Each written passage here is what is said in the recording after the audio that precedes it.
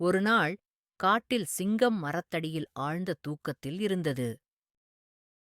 அப்போது ஒரு சிறிய எலி அங்கிருந்து ஓடிக்கொண்டிருந்தது. தவறுதலாக எலி சிங்கத்தின் மீது ஏறி விழுந்தது. சிங்கம் கோபத்துடன் எலியைப் பிடித்தது. எலி பயந்து, "தயவு செய்து என்னை விடுங்கள். ஒருநாள் உங்களுக்கு உதவுவேன்" என்றது. சிங்கம் சிரித்தபடி, "நீ எனக்கு உதவுவியா?" என்று கூறி எலியைப் பார்த்து ஏளனமாக சிரித்து விட்டுவிட்டது. சில நாட்களில் சிங்கம் வேட்டைக்காரனின் வலையில் சிக்கிக் கொண்டது. அப்போது எலி வந்து தனது கூர்மையான பற்களால் வலையைக் கடித்தது. சிங்கம் விடுபட்டதும் மகிழ்ந்து, "சிறியவனாக இருந்தாலும் நீ பெரிய உதவி செய்தாய்" என்றது. எவ்வளவு சிறியவராக இருந்தாலும் யாரும் உதவ முடியாதவர்கள் இல்லை.